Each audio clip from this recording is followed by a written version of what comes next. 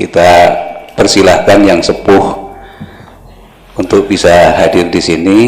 Yang pertama Dr. Sunardi Kasepuhan. Beliau ini ahli keris, Cak Nun, seorang yang memang hidupnya selain spesialis kulit, dia itu spesialis keris, SPKK, spesialis keris konsultan. Kancang rokok. Yang kedua kami persilakan hadir di depan adalah Profesor Dr. Muhammad Jufri PhD, asli Madura, lulusan dokter Gontor nggak lulus, nggak sempat masuk ya Prof.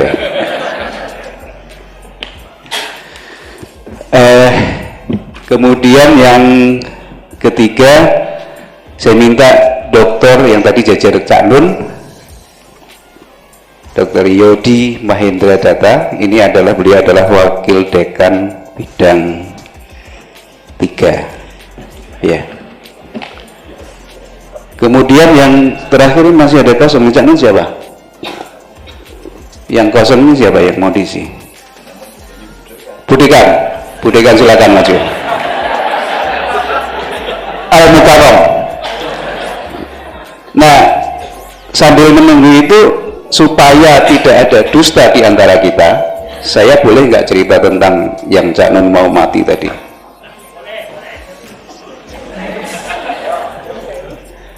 Boleh nggak? Oh boleh. Jadi gini ceritanya. Ini mesti harus ada Bambang, radiologi ada nggak ya Bambang?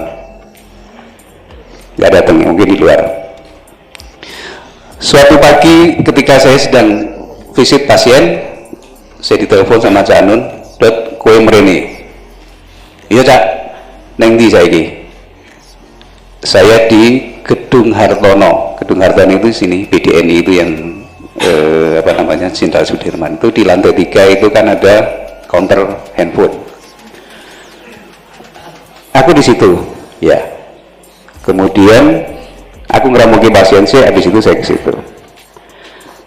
"Neng ndi Cak?" "Neng lantai 3." Saya muter lantai 3 itu, nggak ketemu sekali. Yang kedua nggak ketemu. Saya telepon, "Cak, neng di neng lantai 3." Udah, aku muter pengpindho. Saya muter sekali lagi, baru kemudian saya melihat Mbak Via, Ibu Novia Kolopaking, dan mendapatkan Cak Nun dalam kondisi yang sangat kurus. Kemudian tangannya gemetar. Nah, waktu itu loh, "Cak, gue kenapa loro?" "Ya iki aku tambah nono." Cak Nun bilang gitu. "Kok? Wah nggak bener ini," saya bilang gitu. Ketika itu saya lihat, kemudian saya ambil cari kertas, Cak Nun tangannya gini. Kemudian saya cek, memang sangat tremor dia, sangat gemetar.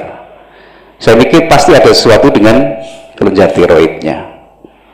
Kemudian ada yang lebih ahli, saya persilakan Cak Nun untuk ke Prof. Asdi, praktek di situ, kemudian diperiksa macam-macam, diperiksa labnya, T3 T4 nya sangat tinggi, free TSH nya juga di luar normal, sampai Prof. Asdi bilang, "Ini pasti salah labnya Cak." Diulang lagi dengan hasil yang sama. Nah, kemudian saya punya ide, udah laki-laki itu kita radionuklir aja lah, kita periksa, kita scan tiroidnya. Saya kontak sama Bambang. Singkat cerita sudah dilakukan itu, kemudian Bambang mendekati hasilnya, Cak Nun pulang, "Wah Dot, ini sangat toksik ini." Lah terus, "Iki umure kira-kira gari 3 sasi meneh." Waduh. Terus Bambang bilang, "Tapi aku gak ngomong lho." "Oh ya sudah, ini urusanku, aku sih ngomong." Saya bilang gitu, padahal aku ya rawani ngomong. Terus saya bilang, "Cak Nun pulang." Kemudian saya bilang kepada Pak D almarhum. Pak D itu sahabat Cak Nun yang sangat dekat dengan Cak Nun, sangat setia dengan Cak Nun. Dia ngomong, "Pak D, ini kondisinya Cak Nun begini, kalau melihat dari medis ini 3 bulan lagi umurnya. Waduh, Pak D juga pusing. Pak D itu adalah pegawai lab di pertanian. Nah, kemudian melihat kondisi Cak Nun yang seperti itu, malam hari Cak Nun BAB warnanya hitam, jadi memang sangat-sangat kental dengan nuansa ada perdarahan di situ. Pak D menginisiatif mengambil sampel dari tinjanya dengan maksud akan diperiksa di labnya Pak D. Ada apa sih sebenarnya dengan Cak Nun ini? Sudah toksik jelas di kelenjar kondoknya. Kemudian Pak D ingin menganalisis, diambillah tinja, kemudian dimasukkan dalam kantong film Fuji zaman dulu. Dah, besok pagi tak bawa ke lab. Dah, Pak D tidur, di tengah malam hari di rumah Pak D, si tabung ini meledak sehingga isinya berhamburan kemana-mana. Mulai suatu keanehan lagi di situ. Nah, ada beberapa sampel yang sempat tersisa dan sempat dianalisis bahwa si barang itu tadi itu mengandung sebuah logam yang hanya bisa meleleh dengan suhu di atas 1500 derajat Celcius. Berarti ada sesuatu di diri Cak Nun. Ada logam di situ, ada toksik di sini. Apa sebenarnya yang terjadi? Prof Asti juga pada waktu itu nggak mungkin ini seperti ini. Kalau seperti ini sampai sudah mati, Cak. Akhirnya itu fakta-fakta yang kita sampaikan kepada Cak Nun. Kemudian di sini saya hanya ingin men-stressing bahwa sebenarnya ilmu kesehatan, ilmu kedokteran itu belum bisa mengatasi semua masalah kesehatan yang ada. Contohnya adalah Cak Nun, bahwa kita masih dilibatkan dengan misteri-misteri yang ada di situ. Dan akhirnya bahwa Cak Nun mengatasinya dengan cara yang lain yang nanti mungkin kalau berkenan Cak Nun cerita, kalau enggak ya akhirnya sembuh gitu aja lah. Nah, ya, dengan berbagai macam caranya. Ya. Era mari tidak sampai sini, akhirnya sembuh gitu aja. Ya, ini karena terlanjur cerita, saya mohon izin dan minta maaf, ini diceritakan sebenarnya sudah 15 tahun yang lalu ya, dan itu panjang ceritanya, tapi pokoknya begitu lab hasilnya seperti itu, dan di Sarjito gambarnya kan hitam pekat sini ya, jadi di leher ke bawah itu sudah ibaratnya wis bumi hangus sudah. Terus Mbak Via ngomong, Mbak sudah jelas sekarang masalahnya, Mbak diatasi. Tuh. Karena saya itu tidak merasa sakit dan tidak pernah berhenti. Saya acara terus keliling kemana-mana, saya pernah pingsan sampai saya dalam keadaan kurus itu. Saya pengajian di LPG Pinang. Di LPG Pinang itu siang-siang lagi panas-panas tremor Pinang. Di LPG Pinang itu siang-siang lagi panas-panas tremor, dan tengah jalan lagi harap semaput. Jadi akhirnya langsung saudara, ini kayaknya saya harus pamit dulu. Terus Allahumma sholli, saya terus berdoa, urung nganti walhamdulillahirabbil alamin aku wis hilang. Saya sudah pingsan, geblak. Tiba-tiba saya siuman itu isis kayak sejuk, dan wah ini swarga ngendi ya ngono. Ada korden bagus, jendelanya bagus, hiasan-hiasan, ada buah-buahan, ada lukisan-lukisan bagus. Pokoknya ini kamar yang sangat elit, sangat indah di LPG Pinang padahal itu. Nah, iya gue. Terus di LPG Pinang, dan saya seingat saya tadi saya pingsan di LPG Pinang, kok tiba-tiba ada kamar sebagus begini. Nah, ketika saya sedang heran-heran, ada suara, kan saya berbaring, ada suara di belakang saya, sampun skeco Cak, gitu, dari belakang saya. Kaget aku, loh kowe to Tom, itu ternyata Tommy Soeharto. Jadi kamarnya Mas Tommy itu. Ya, motor. ternyata ning Cipinang ki ngono kuwi, mulane saya doakan Anda masuk sana. Lah kamar apa kaya ngono. Dan Tommy berkuasa di situ, banyak bodyguardnya, sekolah fasilitas beres, mau keluar kapan saja bisa. Terus piye? Jadi oh alah ya wis lah gitu kan ya. Udah. Jadi ini kan saya harus cerita mengenai sembuhnya saya. Akhirnya karena istri saya mengatakan, saya kan tidak pernah merasa sakit. Pokoknya aku terus melaku. Wong puasa saya puasa. Saya workshop sama kecil-kecil 500 orang melayu tahu. Aku santri di Bojonegoro tajak latihan ekspresi, latihan muhadoroh, latihan apa supaya kowe iki kudu iso dadi wong, kowe kudu iso punya determinasi, harus kerja. Santri itu kan tidak dididik untuk kerja, wiritan tok nganti pucet dia bilang gitu.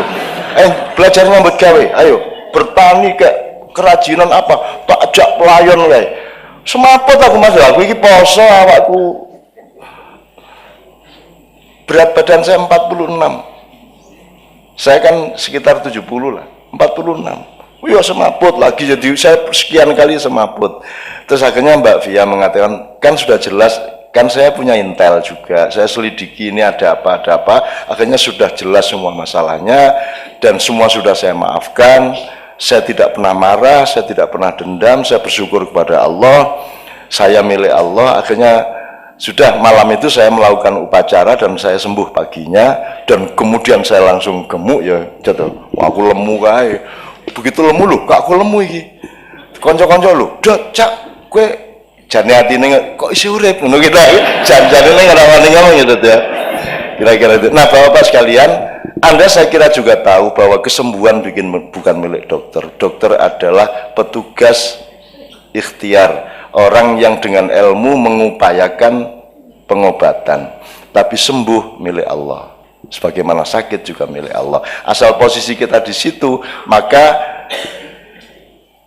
ketidakmungkinan secara ilmu medis itu tidak sama dengan tidak sembuh, kan begitu. Bisa ada kesembuhan yang kita bisanya ajaib ngomongnya. Ya saya mengalami itu. Wong saya itu cuman melakukan sesuatu yang radikal malam itu. Udah sembuh saya. Udah wis wani aku wis wani ngopo. Dan itu mendadak. Hanya cukup 1-2 jam malam itu, paginya saya sudah beres gitu. Nah, sampai hari ini saya belum pernah bercerita apa yang sampean lakukan dalam 1-2 jam itu. Ya, kapan-kapan harap meguru. Langsung disahut, wah, tak langsung tahu beliau. Ya, percuma kalau ke depan suruh diam Ya, saja. ya memang. Kapan sampean mau lelo, mau rela menceritakan pada ini kan banyak dokter-dokter sing sok rumangsa iso nambani Cak. Nah, sampean rela untuk menceritakan yang 2 jam itu. Kapan?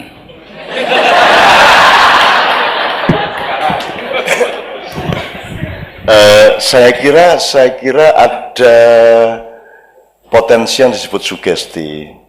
Ya kalau cari substansinya kan manusia itu khalifah. Khalifah itu berarti dia dimandati sekian persen dari takdirnya. Jadi manusia punya hak mentakdirkan dirinya sendiri sampai batas tertentu. Misalnya gitu, Tuhan bikin Anda rambut keriting dan Tuhan membebaskan, harap kok rebonding monggo, harap orang mona.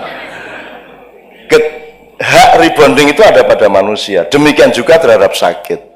Dan terserah Tuhan caranya menyembuhkan. Jadi kalau dalam Islam ada yang namanya zam-zam. Zam-zam itu satu anomali yang menerobos ilmu. Jadi zam-zam itu sama Allah diperintahkan, zam-zam, kamu sembuhkan orang yang meminummu sesuai dengan permintaannya.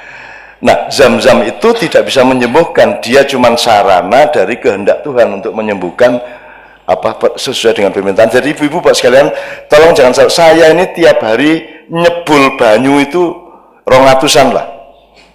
Jadi uang teko nggo banyu, ibune lara kanker, bojone ilang, anake minggat. Wis kuwi nggo banyu tak sebul.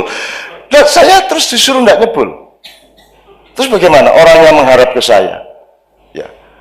Kemarin dari waktu hari raya dari Tegal datang. Oh, problemnya macam-macam. Ono sing wis rakyat kecil. Jadi aku ini pokoknya penggawean kaya dukun kayak fuh. Jadi kalau antri di acara itu Pak, antri di acara itu bisa 1000 orang antri dan semua saya sayangi, semua saya senyumi. Sampai orang pertama sampai orang ke 1000 saya tidak akan berkurang energi saya untuk menyayangi mereka. Dan tak ladeni wis kowe ngopo wae wis. Ono sing nek ndekep ta biasa nek salaman ngambung tangan tak ambung genti tak rangkul. Terus nanti ndekep awakku. Jadi ada beribu-ribu gambar di mana orang tuh saya peluk di sini. Kui belum aneh. Nanti ada yang minta begitu teko nang aku, tanganku dicekel, diusek-useki rambutnya. Nah, deh. Meneh. Terus ada lagi pokoknya aku diusap kan. Sampai misal terus dia gini. Nah, ada lagi ya yang ngapa? Dia ini ngapa? Kaplok ya. Wah, gitu. Wah, matur nuwun gitu. Udah, pergi. Coba ada yang jadi yang minta dikaplok itu ya sekitar 10